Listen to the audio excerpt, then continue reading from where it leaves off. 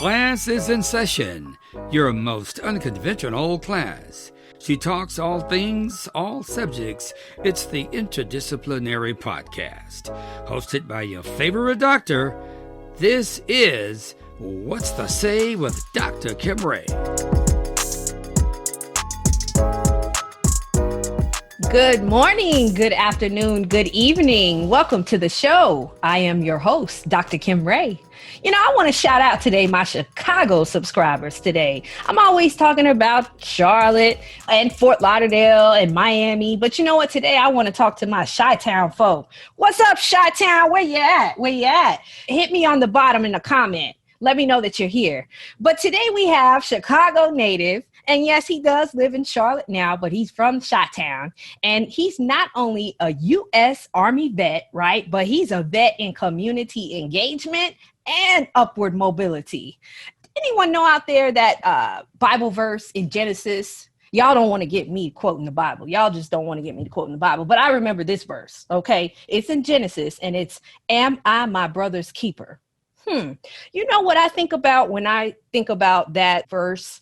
I think about, well, firstly, what is it, right? That's basically when other people outside of your family, are in a conversation and you're not concerned with them, right? Because they're not a part of your family, your world, your inner circle. So you're saying, am I my brother's keeper? Because they don't matter to you, right?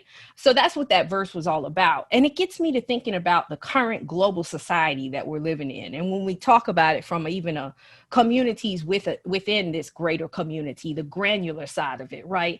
It makes me think about this pandemic that we're in right now, COVID-19, and the debates over the mask and the no mask and the social distancing. And I read somewhere, and I'll never forget it, this story, because it just made me wonder, what are these parents thinking? Okay, there was a high school in Missouri that had a homecoming that was planned by a bunch of parents for their high schoolers at a steakhouse in Missouri. And none of them had on masks. And it's like they now have impacted and infected so many people with COVID-19, and the parents are kind of like trying to hide the tracing and so forth. And it's like, where's accountability in this? What are you training and teaching your kids to do and how to live, And so I don't know if we should wear a mask, but listen, Linda, listen, okay? If we don't know, then why won't we just do until we know? Okay, because if we don't know, isn't it always kind of safe to side with caution? I would just say that. But anyway, I digress. Well, I have definitely someone very impressive with us today. Okay, the ultimate brother's keeper. But first, if you like what we're doing, hit that subscribe button and click that notification bell for your weekly reminders. I also want to remind you that if you look down at the bottom now, I made it easy for you this week, okay? I put the logo right at the bottom right-hand corner for you to just hover over your mouse, right? And the subscribe button pops right up, and then you hit that notification bell. It's that simple. But with us today, I have Executive Director for My Brother's Keeper, Charlotte Chapter, thought leader, public servant, transformation-oriented practitioner, Don Thomas. Welcome to the show. Peace and blessings, everybody. Doc, thank you so much for having me on the show. It is an absolute honor, man. Absolute yes. Honor. We are so thrilled to have you, my brother. We are so thrilled. So excited for what this conversation has entailed. But before we get into it, and my listeners are waiting and ready, I want you to share with us a little bit about where did My Brother's Keeper, the organization, come from? Where was it birthed? How was it birthed? And what are some of the things that you're doing or have done or will be doing? Outstanding. So first and foremost, shout out to Chicago. 39th and Prairie, stand up, man. Peace and blessings. But I will say this. So we are the official My Brother's Keeper chapter under the Obama Foundation. Now, when Obama was president, he initiated this particular program or strategy that's laser focused on Black and brown boys. There was kind of a relaunching of it underneath the foundation to where it's taking a more systems approach, a more collective impact approach to the work, as opposed to more programmatic strategies that have been implemented along the way.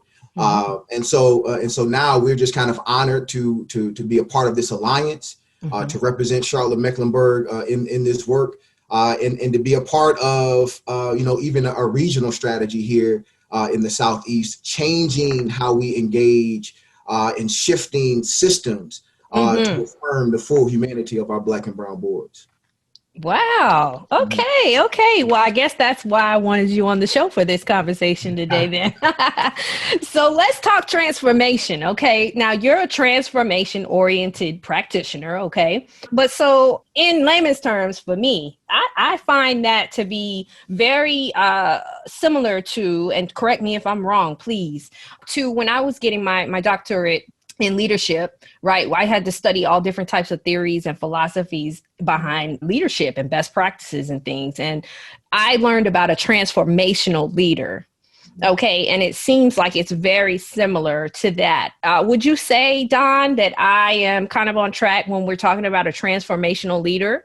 Definitely on track. I think the nuance here is kind of the impetus of being a transformation-oriented practitioner is that we lean into conflict.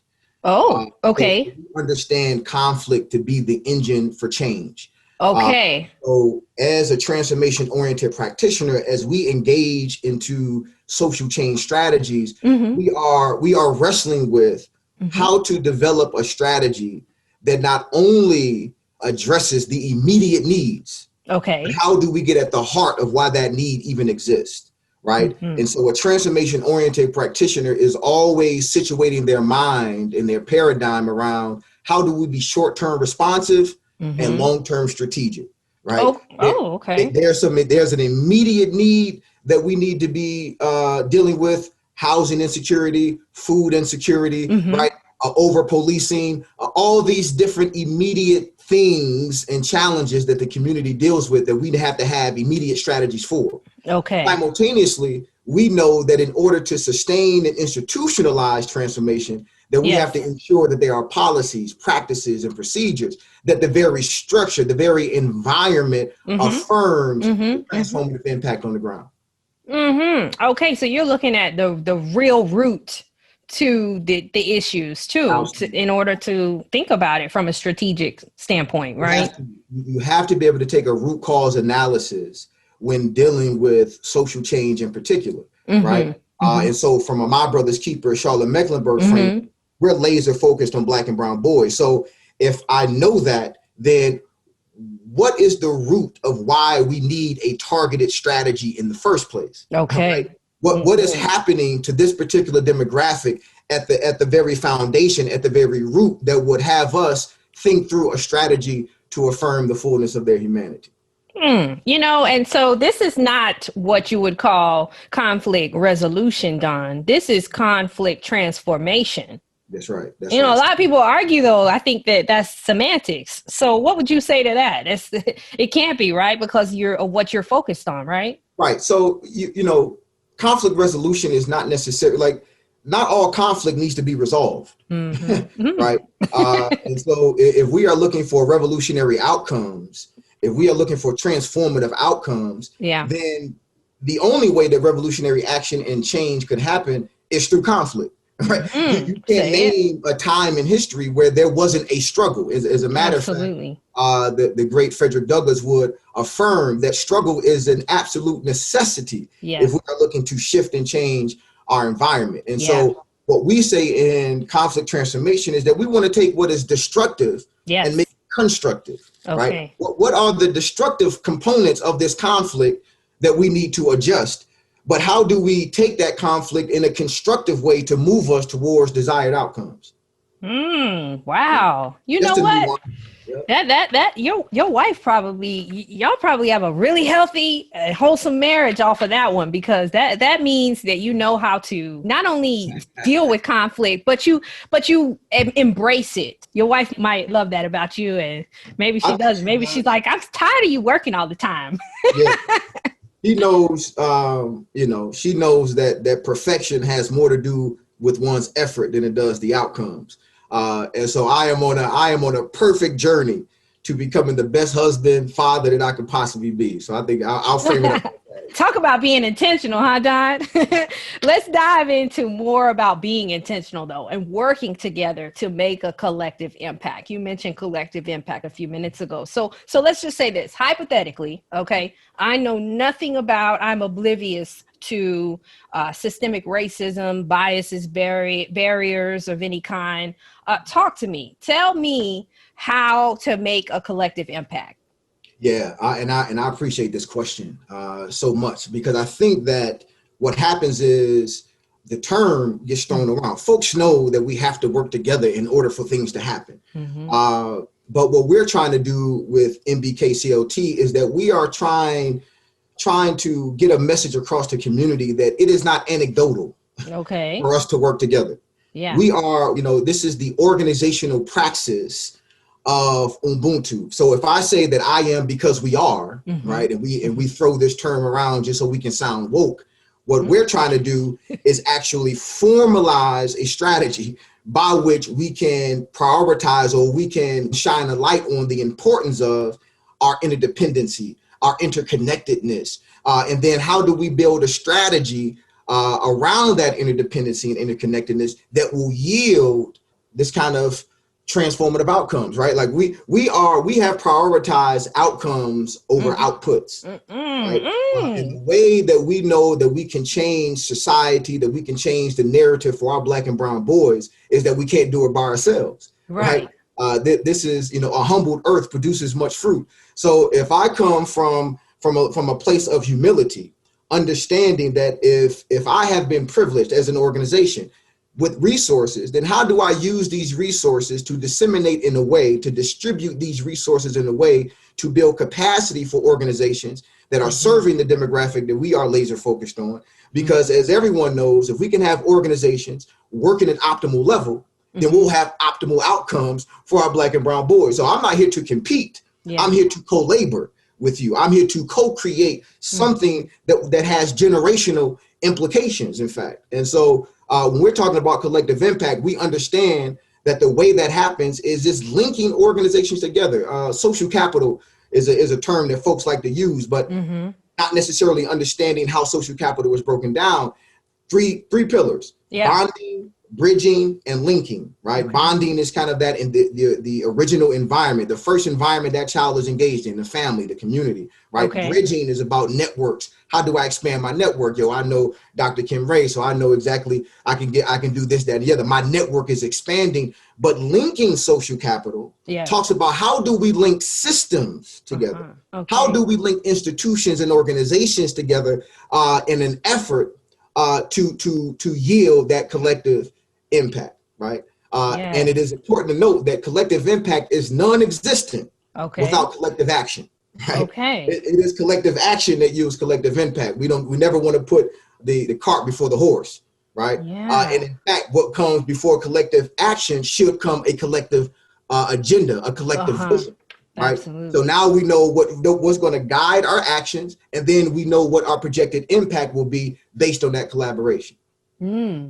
Wow, I like that. And I like how you broke it down, because people use all these fancy terms and they don't know what they mean, and they become different meanings. Like I was having a conversation with a friend the other night about the culture, for the culture. My friend was like, he's Black male. He was like, tell me what is this for the culture? What does that mean? And I'm breaking it down to him, and he's like, I don't think a 20-year-old is thinking what you're saying. And I'm like, well, that's because they're 20 years old, maybe they have a different definition and they've created definitions. So I think these terms are really good that you're using, but you're using them correctly and you're breaking it down to where we understand how to use them properly in the future. So thank you for that. So just so you guys are reminded, I have Don Thomas, transformational and thought leader, social activist and advocate. I can go on and on and on, so much more. He's currently, though, the executive director for My Brother's Keeper, the Charlotte chapter. And if you haven't already done so, don't forget to subscribe to us, the bell below. Please click that. All right, so let's talk, Don. Social emotional intelligence.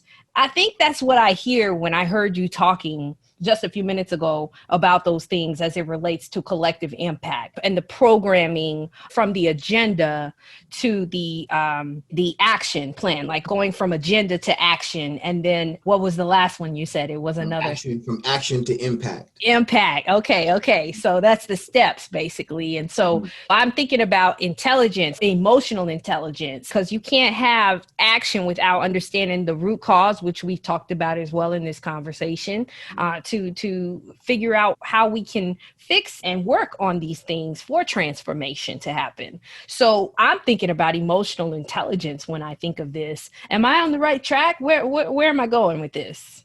So I think you are. And one would be emotionally intelligent to build a strategy that prioritizes community, right? Okay. Because we understand collective, as soon as you can understand the importance of collective, you have immediately situated yourself as being emotionally intelligent, right? Because folks need to be included. Not only do they want to be included, but they need to be included. And then it's important to note that folks don't like you creating nothing for them if they haven't informed what that thing is. Yeah. If that makes sense. So there's a term that says nothing for us, right? Without us. And we have taken heed to that. We have taken heed to understand that power to the people, right? We don't, like I said, we don't take these things are not anecdotal to us. Okay. Right? We don't say power to the people and it just be like, yeah. And by the way, people, here's a strategy that my genius came up with. And no, I want to be emotionally intelligent enough to understand that it is an imperative, if one is committed to social change, to provide a community design that has been informed, that has been co-created, that we are co-laborers in this thing. We collectively have our hands to the plow of justice, fairness, and equity to move the community forward in the way that we see fit and by way of best practice, is to actually include the people. What happens is too often we have people creating social change strategies that see suffering from the periphery. And since we have folks that have never even smelt the scent of oppression, they've only seen it from afar. We see that community never moves forward the way it needs to be, right?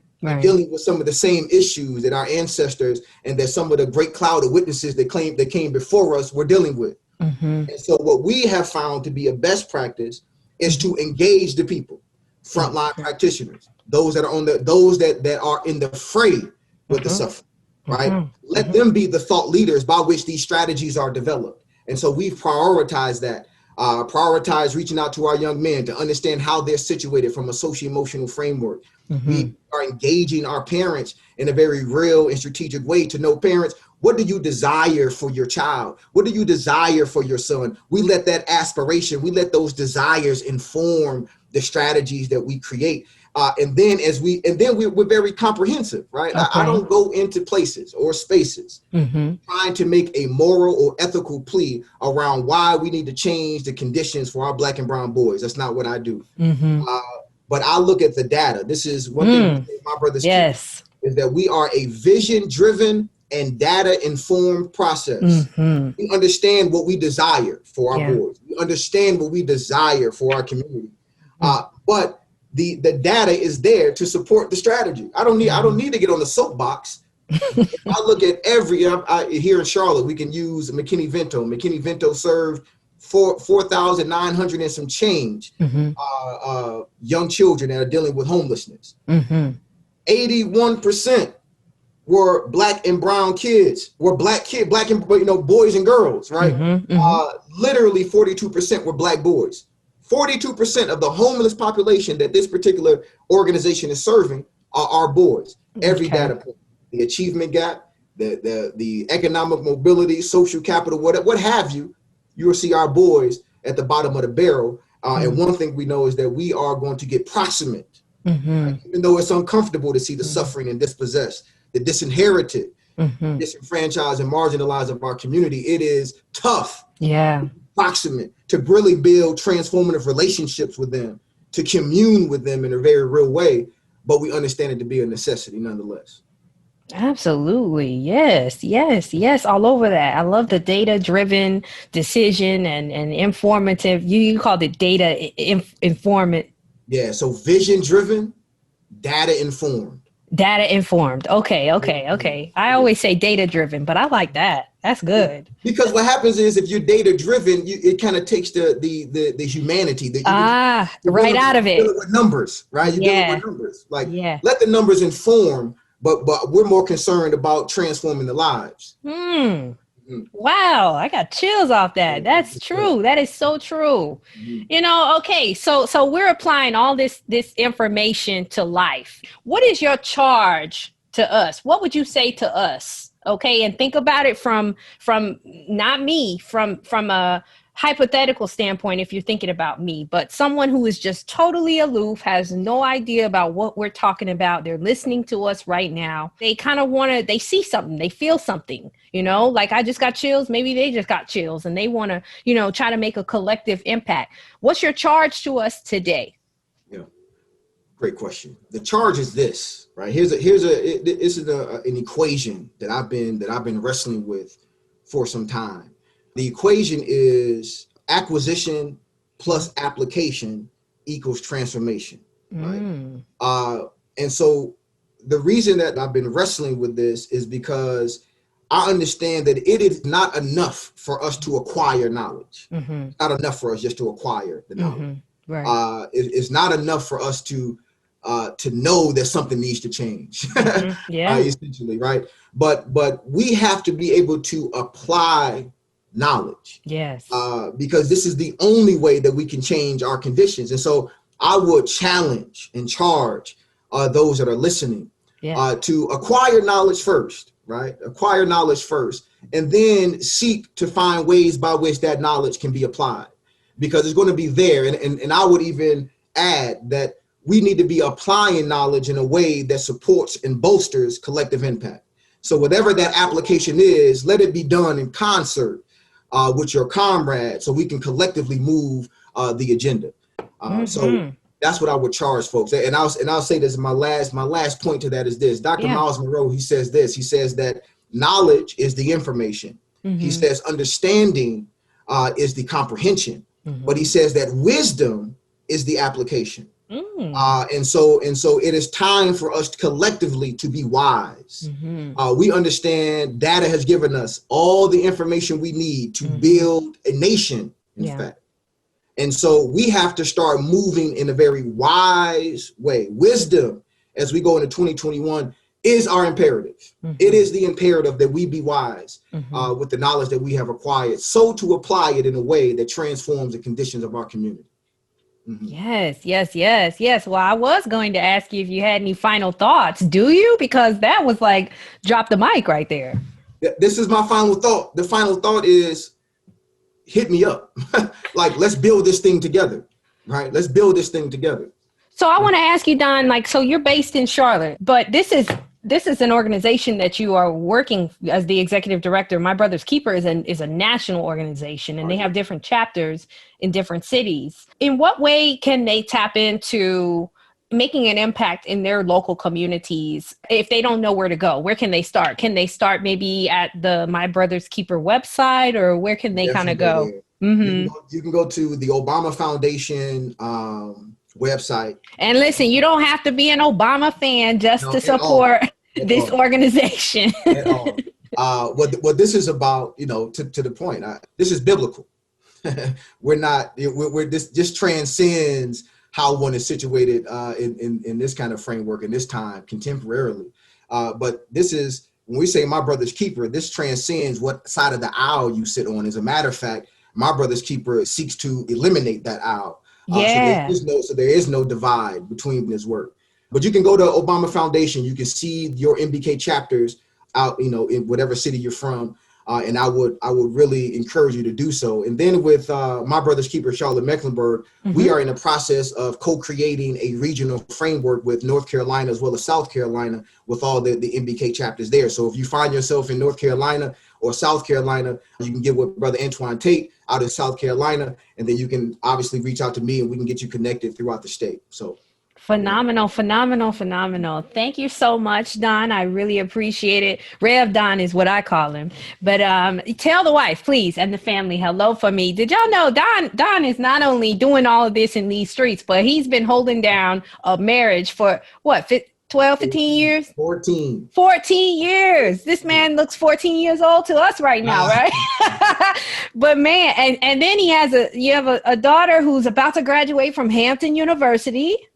Yeah, and the son, and shout out to HU. I see y'all out here. Yeah, he got 3 kids. He's a family man and a powerful man. And I really want to see him one day run for political office. As much as politics is jacked, and there's some griminess in there that sometimes we as community leaders don't like to get involved in. I really do, Don, want to see you one day, my brother, run for an office and seal that deal. We'll see. Yeah, we'll see. Okay, that's a good answer. As long as you didn't say no, I appreciate that. Well, take care, my brother. It was real happy talking to you. Thank you so much again. Peace.